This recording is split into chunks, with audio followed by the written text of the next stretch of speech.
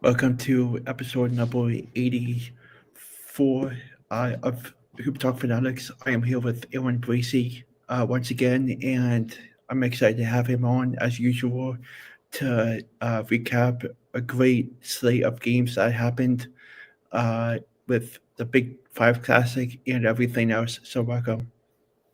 Thanks for having me, Alex. Can you hear me all right? Yeah, Awesome. Last time I was on, we had some technical difficulties, so glad we have those figured out. I was I definitely saw you walking around. I just couldn't get to you. It was a wild day. I was all over the place. The games were fast and furious. I was trying to say hello to people like yourself. Mhm. Also met up with some St. Joseph's people before the final game and was trying to give out the Jack Shore Awards. We were trading messages and we just couldn't seem to catch up with each other. So I apologize for that. And we will definitely have to do it next time. How was how was the experience of you covering it? Oh, it was awesome. It was amazing being there. The atmosphere was great. The games themselves did not deliver, as you know. You were there. The games were kind of Mhm. duds. All three of them were not really close. Not what you would expect in Big Five games, but just the experience and the atmosphere, being there, was just great. The Big Five Classic, I think, has revitalized the Big Five. Credit to Comcast and Hilferty, the schools, everyone involved for bringing back the Big Five and for making it kind of what it should be, which is something to be celebrated by all of Philadelphia, by all the basketball community, and just something that's going to continue to get better, I believe. Uh, what what were your thoughts on the three games, and what do you expect for them in the next couple of games? Yeah, so it started out in the fifth place game with Drexel and Penn. Really not a good game for Penn. Penn scored 17 points in the second half. Only Nick Spinoso and Ethan Roberts scored in the second half. Drexel played really well. I don't have the stats in front of me here. Just speaking generally, the Dragons continue to play really good basketball. Cole Hargrove was a beast in that game. In fact, he had a double-double in all three Big Five games, which is amazing, tremendous. Drexel also played LaSalle and Temple in the lead up to the game at the Wells Fargo Center. So really good performance by Drexel. Not a good performance by Penn. Just a continued struggling performance, particularly offensively, by a Quakers team that was picked last in the Ivy League, but is expected. They expect themselves to contend in the Ivy League. So I said last. They might have been picked seventh of 8 teams. I have to double check, but just not a good game by Penn. And then into the third place game, Villanova and Temple. Just a great performance by Villanova. Really just took it to Temple. Temple was playing without Quante Berry and of course Lindgren III, who was still suspended at the time. So they did not have their full complement of players, but Villanova was just thoroughly impressive in the third place game. In fact, for me, Villanova was the most impressive team of the day. And then in the final, it was St. Joe's and LaSalle. LaSalle was not with all its players. Jaleel White was out for the game due to undisclosed reasons. Demetrius Lilly, who had a great first half, injured his wrist early in the second half. This was a game that LaSalle, I think, could have been in contention to win with its full complement of players, but without Demetrius Lilly, without Jaleel White, they did not really have their full complement, and St. Joe's ultimately was able to pull it out. And just want to give a shout out, Alex, if I could, to Xavier Brown, who was voted on by the media as the Jack Shore Award winner. Jack is a Big Five Hall of Famer. He was a great mentor and friend to me and did so much for Philadelphia, did so much for the Philadelphia basketball community. So really honored to present the second Jack Shore Award to Xavier Brown. And the award is the VGH Award, Very Good Hoops. Jack always would write good hoops or GH on someone's paper if he liked what he saw. And in this case, VGH is the ultimate accolade you can receive from Jack Shore. And Xavier Brown certainly played in a way that Jack Shore would have loved, and really honored and thrilled to have presented that award to Xavier Brown. So all in all, the games themselves, as I mentioned, were not the best, but the day itself was awesome. What time did you get? Did you end up getting there? Well, I got there. Good question. We started the day at South House, Philly. I did a book and beer event for my book on 2304 St. Joseph's. I did that at noon, and that was really fun to meet a few people. We're going to do another event this Saturday, December 21st, from 9:30 to 11:30 at New Deck Tavern. But at South House, I talked to some people. We had some lunch, and then I headed over to and some beer, by the way, which is really good, and then headed over to the Wells Fargo. I got there probably around 1:30, and I was probably the last one out of the gym. I was in the media room very late, just trying to tabulate all the Jack Shore awards, get all the points together. I was going through the day's statistics. I wrote a story, a column saying, hey, like the games weren't that great, but the day itself was, and just tying up some loose ends. So I think I didn't get out of there until probably close to midnight. So it was a really long day, but a really satisfying and fun day. My friend and I got to Xfinity Live beforehand around like 12:30. Yeah, that's the way to do it, is to Yeah. and that's one of the things about the Wells Fargo Center. Like, listen, Alex, I love the Palestra. The Palestra is my favorite place to watch basketball. It's the greatest. But there's some things that the Palestra doesn't have that the Wells Fargo does. The amenities, the fan amenities, both in the arena and out of the arena. Like, fans like to tailgate. In your case, hanging out at Xfinity Live or whatever option fans choose, or just outside their car. And the Palestra, while you can tailgate, you can frequent bars before the game at the Palestra, such as New Deck, which I'm going to be doing on Saturday. Parking isn't set up in such a way that you can tailgate. The amenities at the Palestra are not modern by any means, which, by the way, is what makes it great. But I think today's fan would like to have the modern amenities. There was a pregame reception, as I mentioned, for St. Joseph's alumni in a upstairs bar room that I had no idea existed at the Wells Fargo Center. And those are the kinds of things that I believe the event needs for it to be successful. So, for instance, you and your friend got to hang out at Xfinity Live before the game, had a drink, had something to eat, and then went in and enjoyed a great day of basketball. So I'm really, like I said, the Palestra is my favorite place to watch basketball, but I think the Wells Fargo Center is the correct place to have this Big Five Classic event. In the coming years, do you think it'll get moved over to the Palestra?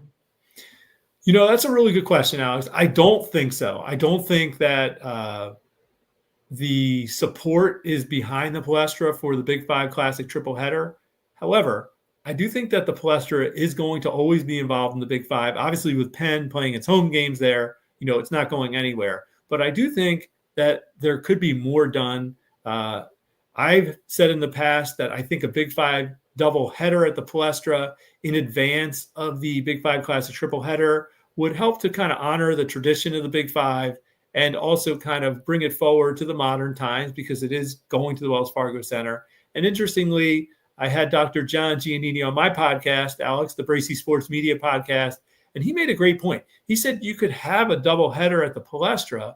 Teams are reluctant to give up a home game, but you make it a 2-year agreement. So the teams will each give up a home game and they will each give up a road game, and they could play a Big Five doubleheader. Like, I foresee next year potentially, I would love to see St. Joe's play Drexel in the opener and Temple play LaSalle in the nightcap at the Palestra. I'm actually going to put that out on social media and in an upcoming column. So you heard it here first. But I think that would be a great Palestra doubleheader. And Dr. John Giannini said, do it Tuesday or Wednesday before the Big Five Classic. I actually think it would be great to have it the Saturday before, a Saturday night Palestra doubleheader like old times. I think it would just be awesome. So what are your thoughts on the upcoming games for each of the teams? Yeah, it's going to be a great week of basketball, Alex. Let's start with Villanova. They're opening Big East play on Tuesday against Seton Hall Pavilion. I will be there. It's been an up and down non-conference schedule for Villanova. They're 7-4 overall, but the Big East is wide open. I think the Wildcats have a chance to be successful in the Big East. In fact, I think they're going to contend. I think they're going to be a top 4 team in the Big East. If you're a top 4 team in the Big East, you have a really good shot to make the NCAA tournament. Just the way Villanova has been playing, getting back to the defense and rebounding that's made them successful. And they're just shooting lights out. They're leading the Big East in three-point percentage, second in the Big East in 3-point makes per game. Eric Dixon has been amazing. He's leading the country in scoring, one of the top shooters in the country from long range. Tyler Perkins is coming on. Jameer Brickus has been playing great all season. Luka Poplar has been coming on. So I think Villanova is going to be a formidable foe in the Big East. After a bit of a rocky start, losing at home to Columbia, losing at St. Joe's, getting blown out against Virginia and Baltimore, I do think this Villanova team has a chance to do some damage in the Big East. Also this week, Drexel is playing. They're still in non-conference play, but the Dragons were picked. They were picked 7th of 11 teams, I believe, maybe even lower in the Coastal. No, it was 9th of 14 teams is what it was in the Coastal Athletic Association. But Drexel's been playing really well. I think in Yame Butler and Kobe McGee, Alex, I think they have as good of a backcourt as anyone in the CAA. I think they're going to be, if not a contender for the CAA, certainly a top half of the conference team. So they still have some more non-conference games to go before conference play. Same thing with St. Joe's. St. Joe's is going to be playing on Wednesday against American at Hagan Arena. I will be there. Been a very disappointing season for the Hawks in spite of winning back-to-back Big Five titles for the first time in 21 years. St. Joe's lost at home to Central Connecticut, to Charleston, to Princeton, and that's washed away their NCAA at-large tournament chances. So now they're going to have to play their way into the NCAA tournament through the Atlantic 10 Conference Tournament, something they can do, but something that's going to be tough. Temple, similarly, is still playing non-conference play. They had a really great win on Sunday against Hofstra, 60-42. Welcome the return of Lynn Greer III from absence. He was sidelined due to suspension. I think he's going to really help Temple. Who have we not touched on? Penn. Well, let's just skip Penn for now. They have some work to do. And Temple, Villanova, St. LaSalle. LaSalle, they lost big at North Carolina on Saturday, but they have their full complement of players. And one thing that I really liked and was really impressed by is Eric Acker, their transfer guard from Long Island. In his first game for LaSalle, he had to sit out until Saturday. He played really well in limited minutes. I really love the potential in the backcourt with Eric Acker, Corey McKeithen, and Deuce Jones, the rookie from Trenton, New Jersey. So I think LaSalle has things to be hopeful for. So I think I took you around the Big Five quickly, Alex. Speaking of Drexel, are you going to make the trip back to Wells Fargo Center against Penn State? Actually, I will be at excuse me. I will be at the Palestra on Saturday, so I can't make the Penn State game. But it should be a great game. Unfortunately, I think Penn State football is playing at the same time. So I think there's going to be less fans there than than would have been there normally. But it's a great opportunity for Drexel. Penn State, they're playing really good basketball. They won at home against a very good Purdue team. It's going to be a tough task for Drexel, but what a great opportunity. 2 games in the Wells Fargo Center. What a great thing for Zach Spiker and his staff and for recruiting. So I will be at the Palestra, Virginia Tech, and St. Joe's, same time. Really looking forward to being back at the Palestra. Really looking forward to seeing what St. Joe's can do against an ACC opponent. Certainly not one of the top teams in the league, but St. Joe's needs to get back to playing the kind of basketball that I think on paper they can play if they want to be a contender in the Atlantic 10 this year. My last question is, will you be making any trips to any games before Christmas? Yeah, I definitely will. Let's see. So this week's schedule looks like this. Tuesday, I'll be at Villanova for Seton Hall, Villanova. I'll be covering that for Big5Hoops.com and Hoops HQ, which I write an Inside the Big East insider column. On Wednesday, I'll be at St. Joseph's for American St. Joe's. Be there for Big5Hoops.com. On Saturday, I will be at the Palestra against for Virginia Tech St. Joe's for Big5Hoops.com. And if I can squeeze it into my schedule, Alex, I'd love to get to the Palestra on Friday night for Ryder at Penn. I think that takes us up to the Christmas break. I don't believe there are any games early next week. And then that follows, I believe, the following Saturday, which I think is the 28th. I think I'll be back at Hagan Arena for an afternoon tilt between Delaware State and St. Joe's. And then things get really exciting, Alex, because conference play will start in the Atlantic 10. St. Joe's will open its league play on New Year's Eve against UMass, a 2:00 game. I will be there for that at Hagan Arena. So going to be a really busy next week will not be quite as busy. Teams take a rest for the Christmas break, but it will be a really busy time for college basketball and for myself in general. As you know, my book on 2003-04 St. Joseph's is scheduled to come out on March 1st.